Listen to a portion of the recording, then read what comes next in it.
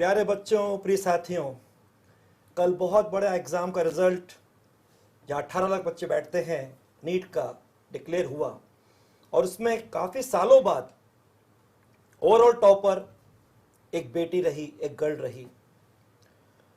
और सबसे पहले वो हमारे साथ तो है, लेकिन उसके साथ उसकी ताकत जो सबसे ज़्यादा उसके नियरेस्ट डियरेस्ट हैं, माता पिता भी साथ हैं। तो सबसे पहले मैं बोलूँगा डॉक्टर तनिष्का। और तनिष्का मतलब डायमंड, ये तो तनिष्का है यानी कि सीरीज ऑफ डायमंड्स। तो आपको हम सब की ओर से, जो देख रहे हैं उनकी ओर से, एलन के एक एक हमारे परिवार के सदस्य की ओर से, और जितने बच्चे आपके साथ आज जुड़कर आपकी जर्नी को सुनेंगे उन सब की ओर से तहे दिल से बहुत बहुत असीम हार्दिक बधाइयाँ। और आगे के सफ़र के लिए जहाँ आपको ऐसा डॉक्टर बनना है कि जब आप फील्ड में उतरकर लोगों के इलाज के लिए शुरुआत करें तो ऐसा काज करें कि सबके दिल में राज करें। उसके लिए बहुत बहुत अनंत शुभकामनाएं। Thank you so much sir. इस समय बेटा तनिष्का, आपको ऑल इंडिया 1 रैंक आने पर कैसा लग रहा है? सर काफ़ी अच्छा लग रहा है। जिस चीज़ के लिए मैंने इतने एफर्ट्स डाले थे, मेरे पेरेंट्स ने, आप सब लोग टीचर्स ने इतने ज़्यादा सेक्रीफाइसेस किए थे, तो फाइनली उसका रिजल्ट है तो काफ़ी अच्छा लग रहा है। मम्मी पापा भी बहुत खुश हैं और आसपास सब लोग मतलब फ़ोन कर रहे हैं, कॉल्स आ रही हैं, सबकी मैसेजेस आ रहे हैं, तो फिर उनको रिप्लाई करके मतलब कंग्रेचुलेशंस, तो काफ़ी अच्छा लग रहा है। मैं देख रहा हूँ आपके दोनों पेरेंट्स, माता पिता जो कि विधाता के रूप में धरती पर, उनकी खुशी के आंसू देख रहा हूँ मैं उनके दोनों के। और मैं तो देख रहा हूँ कि पिताजी तो आज कह रहे होंगे, आप हरियाणा से हैं, वो पिक्चर याद है दंगल?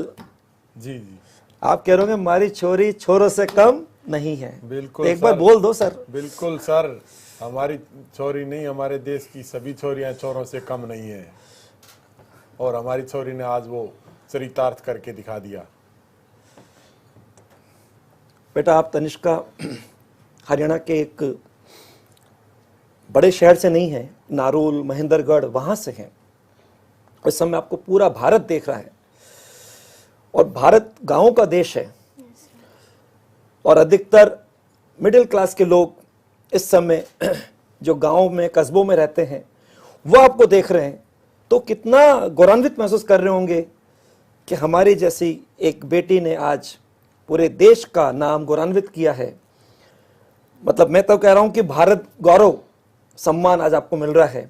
आप कैसा महसूस कर रहे हैं? सर काफ़ी अच्छा लग रहा है। हमारी मतलब महेंद्रगढ़ में तो पढ़ाई के लिए मतलब एजुकेशन के लिए सब लोग इतने जागरूक हैं, सब लोग मतलब इतना अच्छे से वहाँ पे मतलब मेरी जो 10th तक की एजुकेशन थी वो काफ़ी अच्छे से हुई थी। उन लोगों ने मतलब मेरे बेसिक्स अच्छे से क्लियर किए थे स्कूल में और उसके बाद आप लोगों ने उसमें मतलब फाइनल टचअप किया, तो फिर आज रिज़ल्ट आया। तो मैं अपने जो भी टीचर्स क्लास 1 से जो क्लास 12 तक जिन्होंने मुझे पढ़ाया उनके लिए मतलब मैं बहुत ज़्यादा ग्रेटफुल हूँ और उन सबको थैंक्स बोलना चाहती हूँ। बेटा तुमने एकदम बोला क्लास 1 से लेकर 12 तक, तो चलो जर्नी वहाँ से स्टार्ट करें, क्योंकि पढ़ाई की यात्रा शुरू होती है स्कूल से। तो स्कूल टाइम में पढ़ाई में आप कैसे थे? सर क्लास 1 में मैं दूसरे स्कूल में जाती थी, उसके बाद 2nd में मैंने स्कूल चेंज कर लिया था। तो 2nd से 7th तक तो ऐसा नहीं था, मतलब मुझे इतना ज़्यादा इंटरेस्ट नहीं आता था। उसके बाद 8th क्लास में मुझे रियलाइज़ हुआ कि अब तो करना है। उसके बाद फिर 9th 10th में हमारे स्कूल में मतलब यदुवंशी शिक्षा निकेतन नारनौल, जहाँ पे मतलब मैंने अपने लाइफ के पूरे 9 साल मेरी वहाँ पे मतलब इतना अच्छा रहा, उन लोगों ने इतना एफर्ट डाला। उसके बाद मतलब मुझे लगता था टीचर्स मेरे लिए इतना कर रहे हैं तो फिर मुझे और ज़्यादा करना चाहिए। उसके बाद मैं 11th 12th में एलन आई, तो फिर टीचर्स के साथ मैं पर्सनली कनेक्टेड थी। मुझे कभी भी ऐसा लगता था कि हाँ मतलब मुझसे नहीं होगा, तो फिर मैं टीचर से बात करती थी और वो लोग मुझे मोटिवेट कर देते थे। तो फिर वापस से मुझे मेरा पुराना वाला कॉन्फिडेंस वापस आ जाता था और मेरे जो स्कूल के टीचर्स थे वो भी मुझसे कनेक्टेड थे 11th 12th में। बहुत बढ़िया।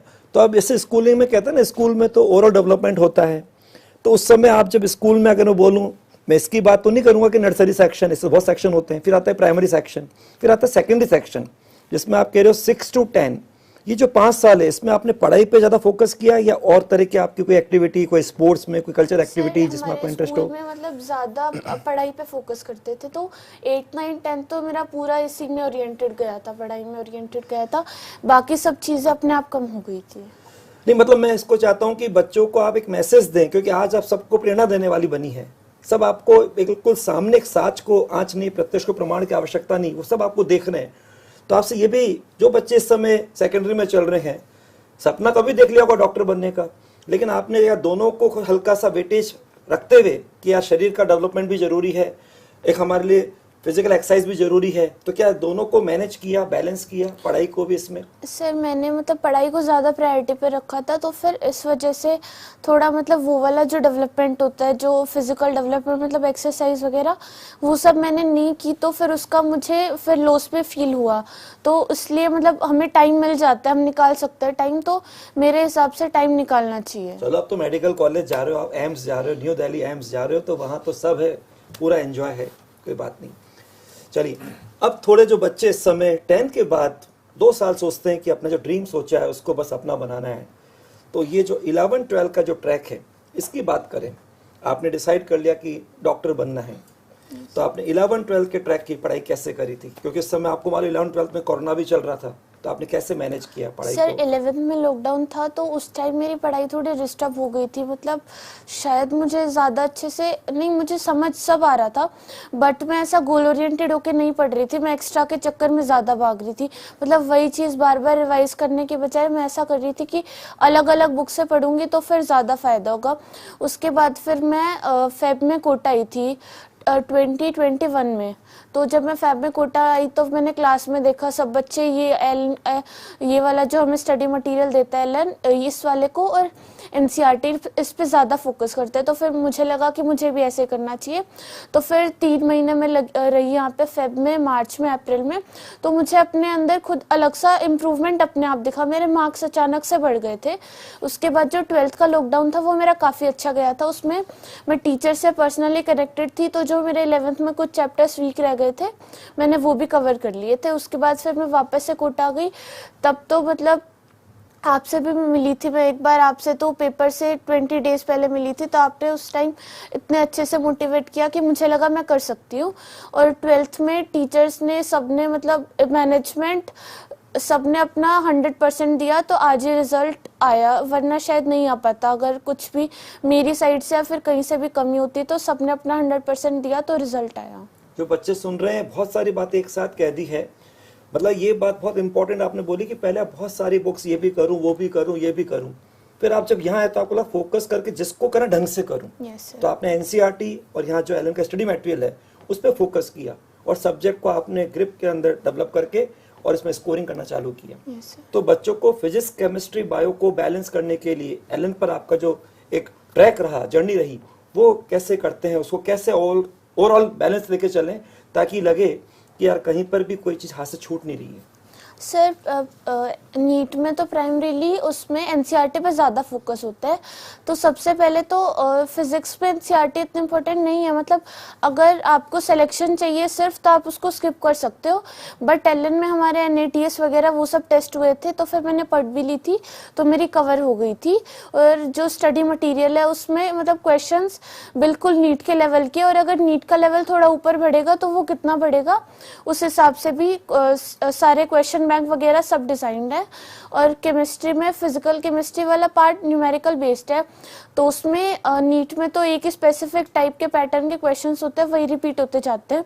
तो उसमें भी काफ़ी सारे प्रीवियस ईयर क्वेश्चंस और एक्सरसाइज 1, एक्सरसाइज 3 वो सब स्टडी मटेरियल में प्रोवाइडेड है। तो फिजिकल केमिस्ट्री में भी स्टडी मटेरियल इनफ है। और उसके बाद अगर इनऑर्गेनिक की बात करें तो इनऑर्गेनिक में मतलब बहुत ज़्यादा वास्ट है, उसमें इतने सारे एनसीईआरटी में इतने सारे डेटाज है, वो आपको मेरे अकॉर्डिंग तो तभी करने चाहिए वो डेटाज वगैरह सब लर्न, तब आपको लग रहा है कि मतलब जो इसका बेसिक्स वगैरह सब कॉन्सेप्ट्स है वो मुझे आते हैं।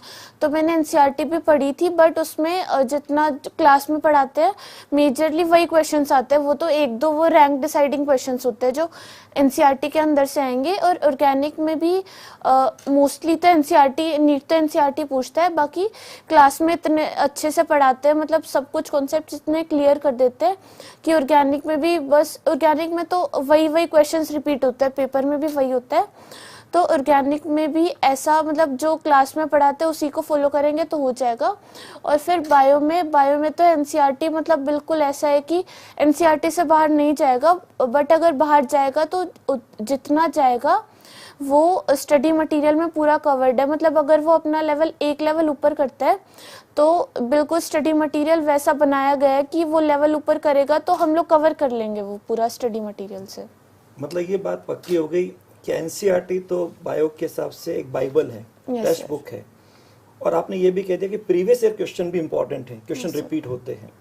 और ये बात जरूरी है कि हम किसी जगह डिटेल के हिसाब से ये भी देखें वो भी देखें, इन्फॉर्मेशन कहाँ का क्या बहुत कुछ मिल सकती है, बहुत ज्ञान है, लेकिन हमारा ध्यान होना चाहिए, फोकस होना चाहिए कि जो वास्तव में हमारे लिए पिछले सालों से क्वेश्चन आ रहे हैं उन पे पहले पूरा ध्यान रखें, क्योंकि हमारे हर क्वेश्चन का नंबर बराबर है। मालूम पड़ा हमको जिसको रिवाइज भी करना है उसको ध्यान नहीं दे रहे, और ज्यादा के चक्कर में हम इन चीज पे फोकस नहीं करके वह हमारा ग्रिप हल्का हल्का कह दीजिए हटता जा रहा है। तो बच्चों इसको ध्यान से सुनो। हमारी बिटिया तनिष्का ने या डॉक्टर तनिष्का ने बोलना चाहिए, ये बात क्लियर कर दी कि अपने को ज्यादा के चक्कर में ऐसा नहीं हो कि हम किसी पे ढंग से ग्रिप डेवलप नहीं कर पाए, इसलिए पहले आप सब चीज को ब्रॉड रूप से कवर करो और उसके बाद देख लो कि आपका पुराना पेपर जो चल रहा है पिछले सालों का उससे आप बिल्कुल अच्छी तरह कनेक्ट है कि नहीं, वैसे क्वेश्चन आप आराम से कर पा रहे नहीं कर पा रहे। एलन पर आपके लिए स्टडी मटेरियल या जो भी आपके पढ़ाने के हिसाब से क्लासेस हैं उसके बारे में कुछ आप कहना चाहेंगे? कुछ कमी लगती तो बताइए, कैसा रहा आपके ट्रैक पर, उसका कुछ मददगार रहा नहीं रहा?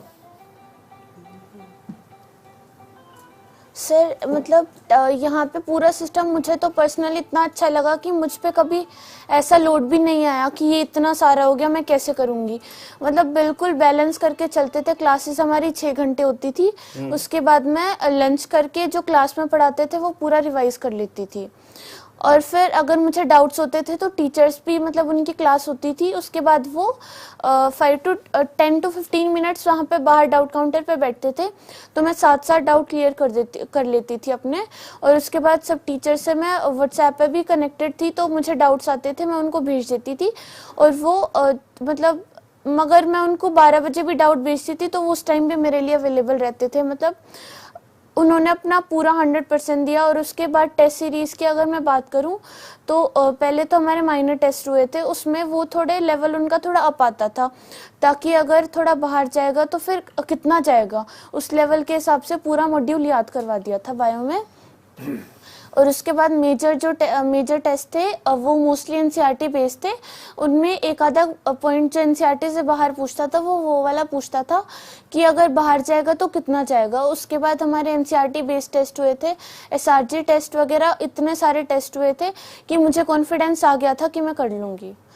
मतलब सिस्टम ने एक तरह से आपके एनसीईआरटी का तो अच्छा रिवीजन करा दिया, वहीं से क्वेश्चन पूछ के, और बीच बीच में हल्के से झटके भी दिए कि बाहर भी आ सकता है आउट ऑफ सिलेबस, तो उसके लिए भी अपन तैयार रहे ताकि जितने भी झटके लग रहे हैं यहाँ लग जाए, वहाँ हमारा ट्रैक स्मूथ रहे। Yes sir.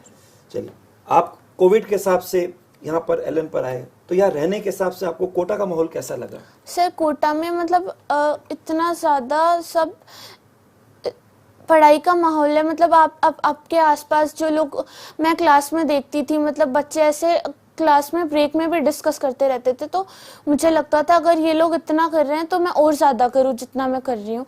तो काफ़ी ज़्यादा मतलब कंपटीशन जो है वो हेल्दी है। मतलब हम लोग एक दूसरे को देख के सीखते हैं कि इसमें ये क्वालिटी अच्छी है, तो फिर अगर ये भी ऐसे कर रहा है तो अगर मुझे अच्छा लग रहा है तो मैं भी ऐसे करूँ।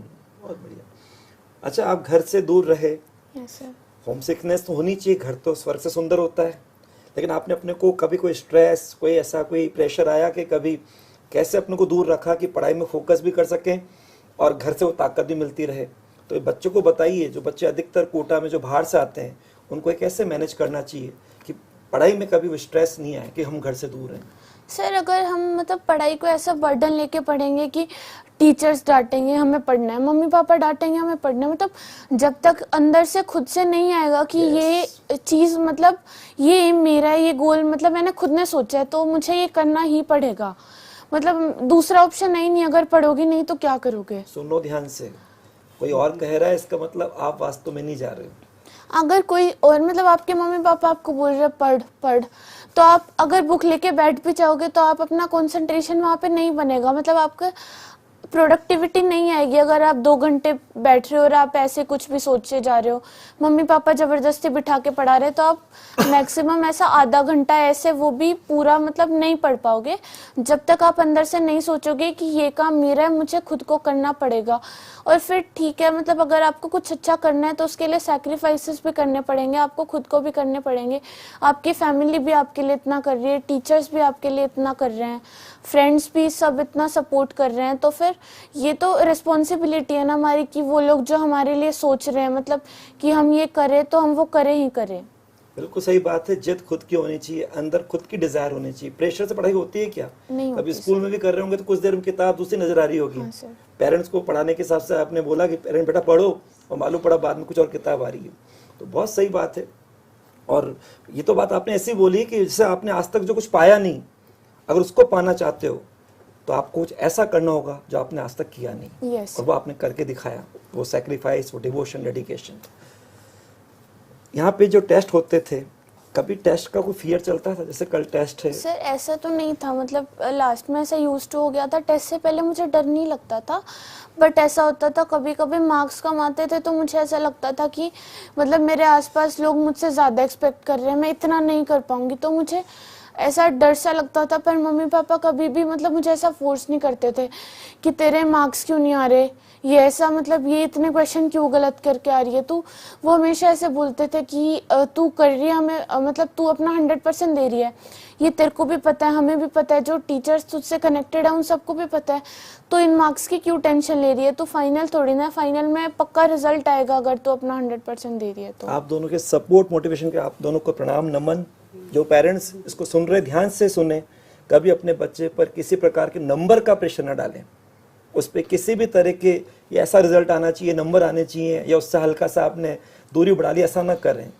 फाइनल डे तक उसको पूरा मोटिवेट करिए, बस लेके चलिए, पिक्चर अभी बाकी है। अगर आपने ये बोला बेटा जी ले तो अपनी ज़िंदगी, मुझे मालूम है तो एक दिन कुछ कमाल करेगा, करेगी, तो बेटा फिर क्या मोमेंटम चलेगा, आप देखते रह जाएंगे। क्योंकि सबसे पहले पेरेंट्स ही मिलता है मोटिवेशन, वो सबसे ज़्यादा जो उसके हितैषी होते हैं। बेटा आपको जैसे टेस्ट की तो आपने बोल दिया कि, लेकिन जब फाइनल डे आया, यस सर, 16 जुलाई की रात, 17 जुलाई को एग्ज़ाम, उस दिन कैसा लग रहा था? कल सर 17 मुझे जुलाई उस है। टाइम स्ट्रेस नहीं हो रहा था बिल्कुल भी, मतलब मुझे लगा था मैंने इतने सारे टेस्ट दिए हैं तो फिर हो जाएगा, पर फिर भी खुद के मतलब अंदर एक अजीब सी फीलिंग होती है। तो फिर उस टाइम मतलब मैं सो गई थी, उसके बाद फिर रात को मेरी नींद खुली, मैंने मम्मी को जगाया, मैंने बोला मम्मी नींद नहीं आ रही मुझे, फिर मम्मी ने बोला सो जा अभी, मतलब अच्छा हो जाएगा। उसके बाद मुझे एग्ज़ाम में भी डर नहीं लग रहा था, बट पेपर जब मैंने देखा तो वो थोड़ा लेंदी आया, तो मुझे थोड़ा ऐसा लगा कि ये कैसे होगा कंप्लीट। पर फिर भी मैंने मतलब यहाँ पे मेरा टाइम बच जाता था, बट वहाँ पे मैंने पूरा टाइम लिया और ऐसा डरी नहीं मैं। अगर डर जाती तो फिर मैं सिली मिस्टेक्स करके और ज़्यादा गलतियाँ करके आती। तो अगर अपन एग्ज़ाम का प्रेशर नहीं लेंगे और मतलब बिल्कुल कूल मोड में देख के आएंगे तो एग्ज़ाम अच्छा ही जाएगा। देखिए ये तो बात बिल्कुल एक कॉमन है कि एग्ज़ाम जो फाइनल होता है उससे पहले हर बच्चे को लगता है कि कल क्या होगा, तो नींद ढंग से नहीं आती है। लेकिन सब साथ में पेरेंट्स होते हैं ना, जो कहते हैं बेटा सब अच्छा होगा तो सो जा, तो वो बचपन की याद से अच्छी नींद वापस आ जाती है। और फिर ये विश्वास नेक्स्ट डे मालूम ही पड़ता है कि पेरेंट्स सही कहा था, उनके आशीर्वाद की ताकत होती है कि वहाँ आप अपना बेस्ट करके आ जाते हैं। तो ये सब बच्चे ध्यान से सुने। एग्ज़ाम जो फाइनल डे है उससे पहले आज आपके सामने टॉपर बैठी, वो भी कह रही मुझे भी उस दिन रात को हल्की सी नींद नहीं आ रही थी, तो मम्मी ने कहा बेटा सो जा, सब अच्छा होगा। तो पेरेंट्स भी बच्चों को हल्का सा आराम से उस दिन ढंग से सुलाएं, क्योंकि बाकी बहुत सो लिए ऐसा नहीं, बाकी तो बहुत जग लिए। सबसे पहले ये इंपॉर्टेंट है, फाइनल अगर आपको बेस्ट करना है तो आपको उससे पहले की रात एक pin drop silence, proper rest बहुत जरूरी है, तभी इस दिमाग का अच्छा यूज़ कर पाएंगे। बेटा आपके टेस्ट के हिसाब से ये जो रिहर्सल चलते थे, पीरियोडिक टेस्ट होते थे, इसमें आपसे सिली मिस्टेक होती थी, हाँ उसको सर, ओवरकम होती कैसे थी। किया? सर सिली मिस्टेक्स तो शुरू में ज़्यादा होती थी, तब मैं जल्दी के चक्कर में मतलब पेपर जल्दी कंप्लीट करने के चक्कर में कि मुझे बस स्पीड बढ़ानी है, तो इस चक्कर में मैं कुछ मतलब गलतियाँ बीच में तो ऐसा हो गया था 5-6 टेस्ट में रिपीट हुई थी, मतलब 2-3 क्वेश्चन तो मैं ऐसे गलती से गलत करी आती थी।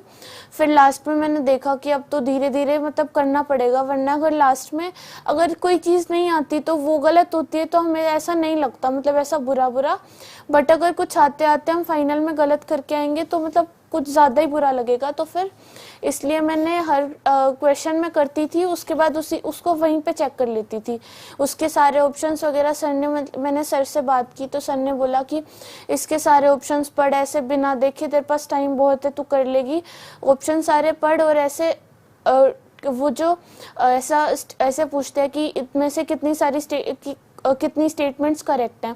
तो सर ने बोला करेक्ट और रॉन्ग जो यहाँ पे आता है उस पे उसको करेक्ट, नोट करेक्ट पे उसको अंडरलाइन कर। ऐसे ऐसे अगर आप प्रैक्टिस करते जाओगे टेस्ट की तो सिली मिस्टेक्स अपने आप कम हो जाएंगी।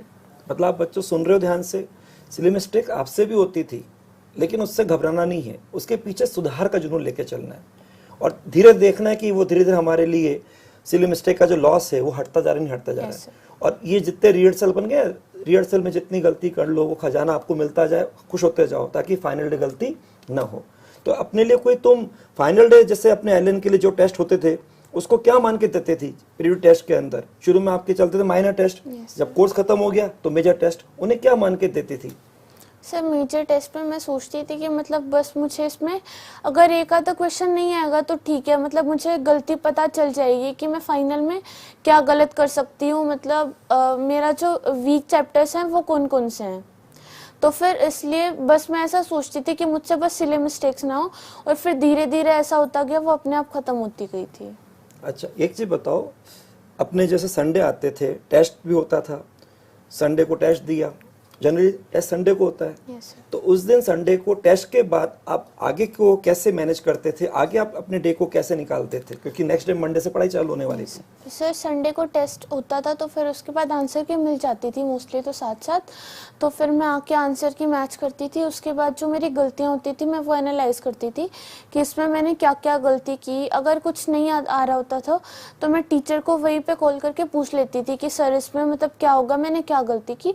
बट अगर कुछ सिली मिस्टेक या फिर ऐसा दिख जाता था कि ये मैंने चैप्टर, ये मेरा थोड़ा वीक था तो फिर मैंने अच्छे से नहीं किया, तो फिर मैं जो उसमें टेस्ट में जो मेरे चैप्टर्स मतलब कुछ टॉपिक्स वगैरह वीक रह गए थे वो सब करती थी। उसके बाद अगले दिन जैसे जो सैटरडे की क्या तो छुट्टी रहती थी या फिर अगर क्लास होती थी तो सैटरडे की क्लास का पूरा पढ़ती थी जो मंडे को पढ़ाएंगे वो वाला।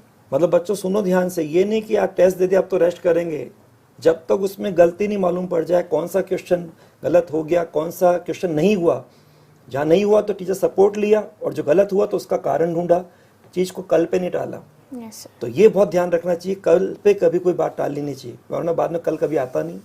तो ये सबसे इम्पोर्टेंट एक मैसेज है।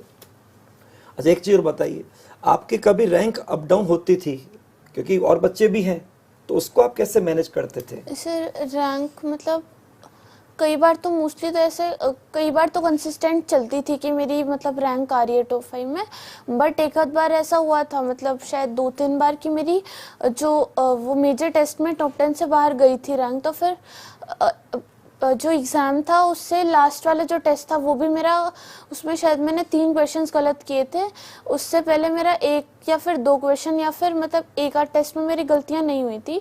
तो फिर मैंने सोचा कि अगर ये अच्छा, ये गलती मैंने अभी कर दी, वरना अगर फाइनल में करके आती तो फिर वो वाला जो नुकसान होगा वो वापस से करेक्ट नहीं हो सकता। अब जो अगर मुझे अपनी गलती पता चल गई तो मैं इसको फाइनल में रिपीट नहीं करूँगी।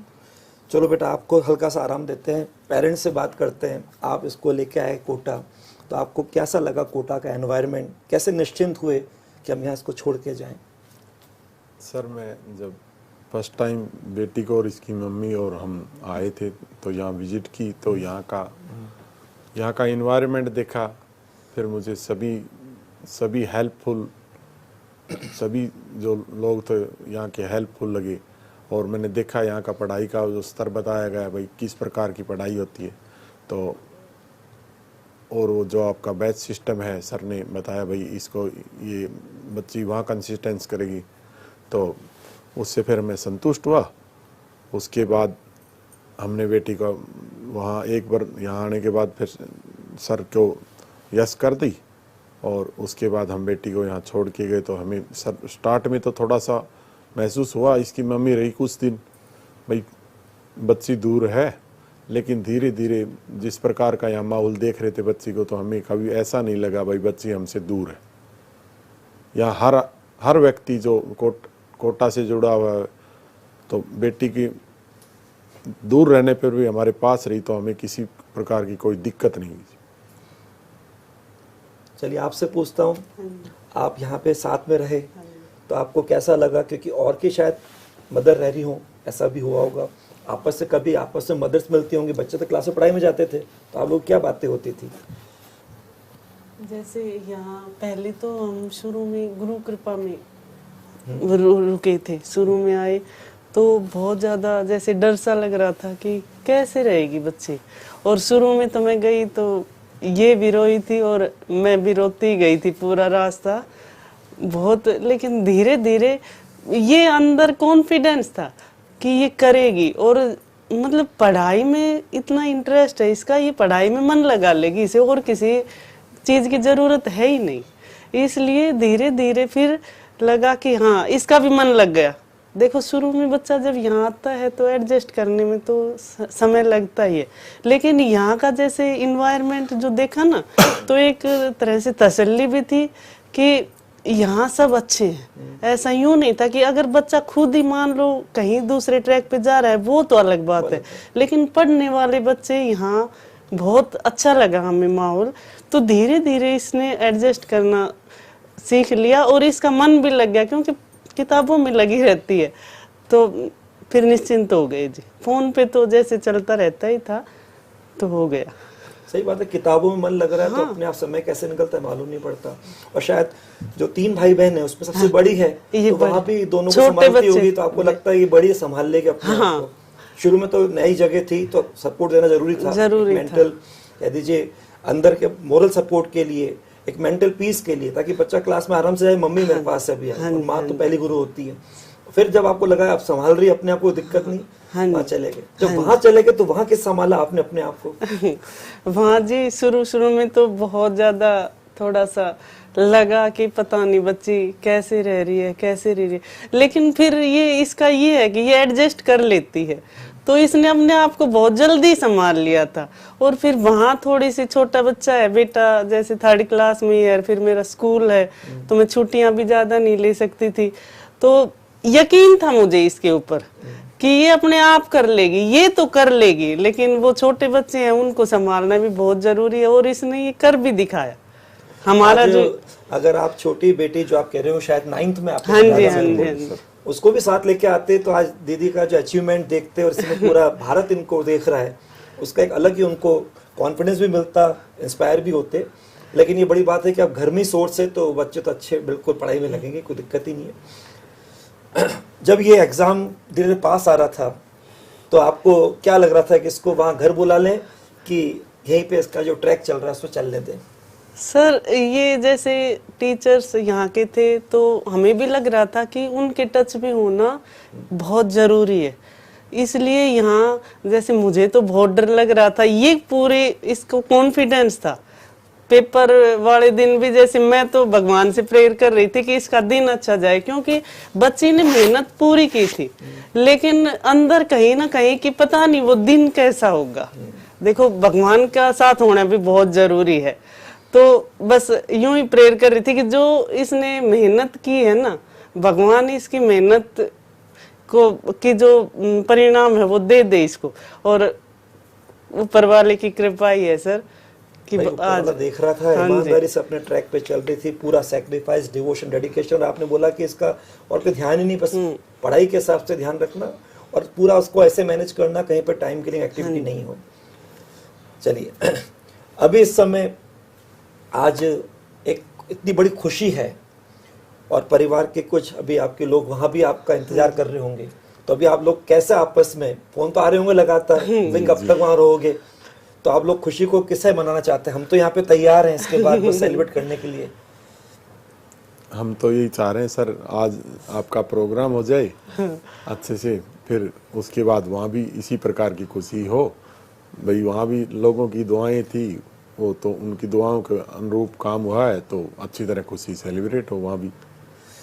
चलिए आगे अपन को क्या बनना है? डॉक्टर के हिसाब से तो पहला पढ़ा हुआ, भी अपना यूजी एंट्रेंस के हिसाब से अपन गए न्यू दिल्ली एम्स, तो फाइनल डॉक्टर बन के जो आपको फील्ड में उतर के काम करना है, तो क्या सोचा, क्या डॉक्टर बनना अभी है? मतलब पूरा डिसाइड नहीं किया, बट मुझे मतलब मेरे पास 3 ऑप्शन है, कार्डियो, न्यूरो या फिर ओंको। इन तीनों में से मुझे एक में स्पेशलाइजेशन करना है। उसके बाद मुझे मतलब ऐसा एनजीओ टाइप में भी खोलना है। मतलब एक तो मैं अपनी मेन जॉब करूं जिसमें मतलब जो अर्निंग सोर्स टाइप जिसको बोल सकते हैं, और एक जो लोग जिनके पास ज़्यादा पैसे नहीं है, मतलब वो जो लोग इलाज नहीं मिल पाता उनको, और इस वजह से उनकी जो डेथ वगैरह हो जाती है, तो मैं चाहती हूँ जितना मैं कर सकती हूँ उनके लिए मैं उतना करूँगी। वेरी गुड, बहुत बढ़िया।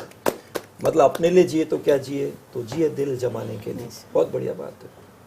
लेकिन अपन 26 जून को मिले थे तो अपनी बात चल रही थी कि बेटा क्या बनना है, तो आपने उस दिन क्या बोला था कि डॉक्टर लगा के, मैंने अपना नाम बताओ, डॉक्टर लगा के, ध्यान है 26 जून हाँ सर, समुन्नत, यस सर, मैथ्स में। और वहां पर लगभग 9:30 का टाइम था रात जी, को। जी। तो उस समय पर जब लास्ट में एक विदा ले रहे थे, तो उस दिन मैंने कहा अपना नाम बताओ, पापा से हाथ मिलाओ। तो पापा से हाथ मिला के क्या बोला, डॉक्टर कौन सा डॉक्टर बोला था? Doctor neurologist, neurosurgeon, doctor cardiologist, doctor Tanishka बोला था डॉक्टर सर। तनिष्का। चलिए, बहुत बढ़िया बात है। सब आपको सुन रहे हैं, बच्चे स्पेशली आपसे इंस्पायर हो रहे हैं। अब बताइए, इन बच्चों को आप इनके आगे के ट्रैक के लिए क्या संदेश देना चाहेंगे? सर आगे के ट्रैक के लिए मतलब ऐसा है कि अगर आप लोग कुछ सोच लेते हो तो आप उस पर अपना 100% दो। उसके बाद कुछ एक्सपेक्ट मत करो कि ये रिजल्ट आएगा नहीं आएगा, मेरी रैंक आएगी नहीं आएगी। अगर इस वाले में हम अपना ज़्यादा सोचेंगे तो फालतू में सिर्फ मेंटल हेल्थ ख़राब होती है, और रिजल्ट तो मतलब जो होना होगा वो तो हो ही जाएगा ना। अगर तुमने अच्छे से पढ़ा है तो रिजल्ट आएगा। और दूसरी चीज़ मतलब ठीक है, अगर आप अपना 100% देते हो और बाई चांस गलती से आपको सक्सेस नहीं मिलती, तो ऐसा तो नहीं है, मतलब ये एग्जाम्स हैं, ये लाइफ के पार्ट है, बट ये पूरी लाइफ तो नहीं है ना कि अगर तुम्हारा एक एग्जाम में अगर तुम्हें मतलब रिजल्ट तुम्हारा अच्छा नहीं आया तो इट डज नॉट मीन कि तुमने कुछ किया ही नहीं, मतलब तुम्हारे पास आगे पूरी लाइफ पड़ी है। अगर तुम अपना 100% दोगे तो सब कुछ मतलब पढ़ा हुआ वेस्ट थोड़ी ना जाएगा।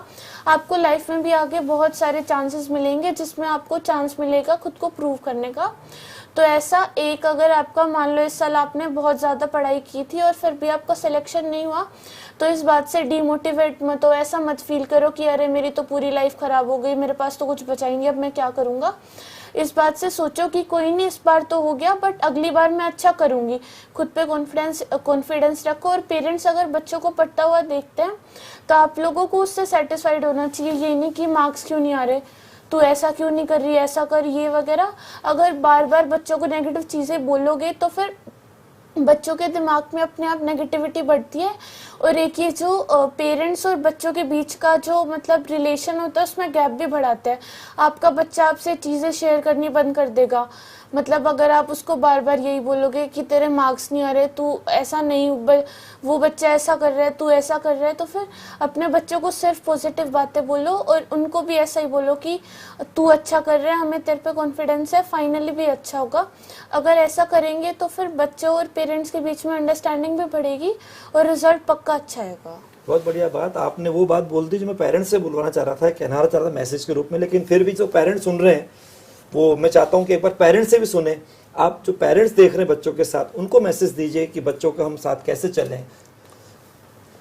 बच्चों के साथ हम जिस प्रकार बेटी हमारी पेपर देती तो इसके कभी मार्क्स कम भी हो जाते थे, तो इसको मैं एक ही बात बोलता था, बेटा तू अपना 100% दे रही है, कोई बात नहीं, अगले पेपर में और ज़्यादा नंबर आ जाएंगे।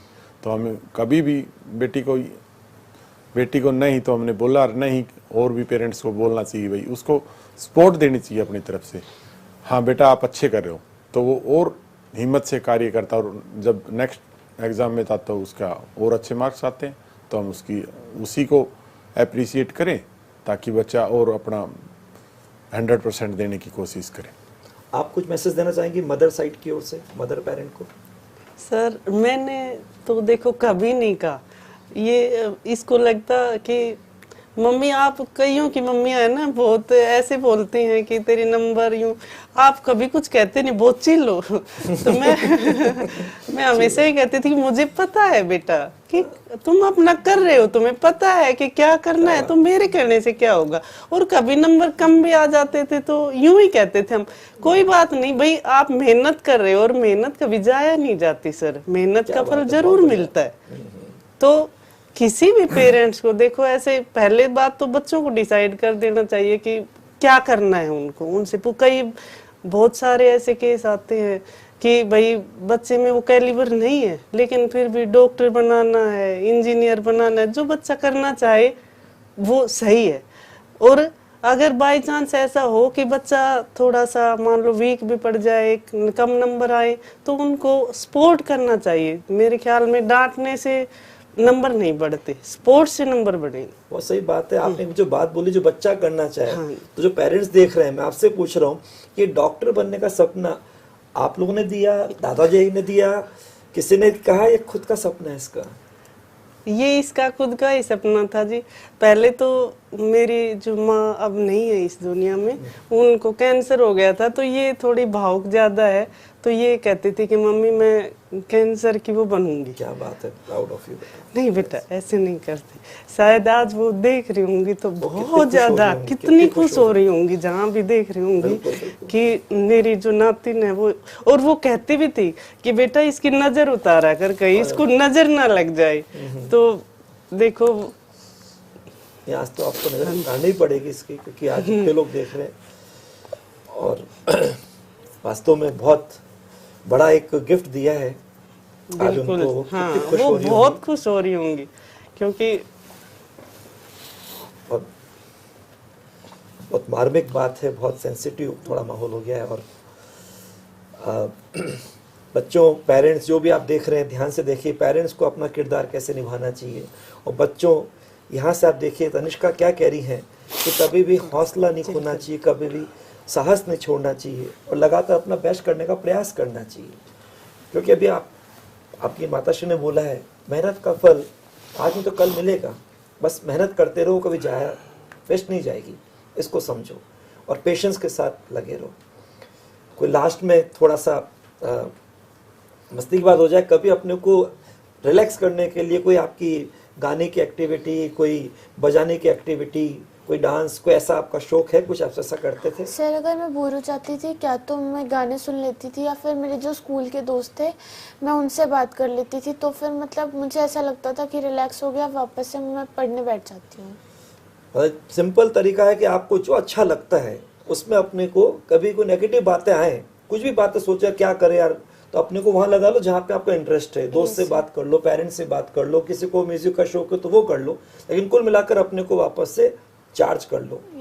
तो बच्चों, आप सब चार्ज हो गए होंगे, पेरेंट्स आप भी तैयार हो गए होंगे। आपका भी हल्का सा यूँ कह दीजिए, मैं एक खुद पेरेंट हूँ, तो बस ये जो बात बोली है, ये बात वही जो कलाम साहब बोल गए कि आपका वार्ड वो बने जो वो चाहता है, और अपने वार्ड पे कभी शक ना करें। तो बस हम सब पेरेंट्स हैं, तो अपने बच्चों को यही बोले, बेटा हम तेरे साथ हैं, एक दिन तो निश्चित रूप से जो अपना बेस्ट कर रहा है, कर रही है, तुझे उसके हिसाब से ऊपर वाला रिवार्ड देगा, क्योंकि वो तुमको देख रहा है, और हॉनेस्टी ऑलवेज रिवार्डेड। चलिए, बहुत यहाँ पर आप लोगों ने समय दिया, बच्चों को गाइड किया। अगेन पूरा एलन परिवार, उसका एक एक सदस्य, और यहाँ तक जितने लोग देख रहे हैं, हम सबको आपको थैंक्स बोलना चाहिए, दिल से आभार, बहुत बहुत साधुवाद, धन्यवाद। और आप लोग आगे करें और सेशन के वेट, क्योंकि हम तो जा रहे करने सेलिब्रेट, आप होते रहे मोटिवेट, और आपका भी तैयार है मेडिकल कॉलेज का gate. Wish you all the best. Thank you very much. धन्यवाद।